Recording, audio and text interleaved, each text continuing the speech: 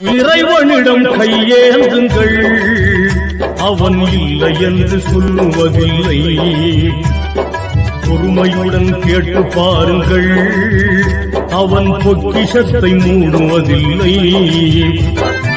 இல்லை என்று சொல்லும் மனம் இல்லாதவன், ஈடு இணை இல்லாத கருணை உள்ளவன், இன்னல் பற்றி எழும் குரலை கேட்கின்றவன். யா அல்லாஹ், நோய் நொடிகளை விட்டும், அதிக கடனை விட்டும், திடீர் மரணத்தை விட்டும், கடனோடு மரணிப்பதை விட்டும், உனக்கு இணை வைப்பதை விட்டும், கெட்ட மௌத்தை விட்டும் எங்களை காப்பாற்றி அருள்வாயாக.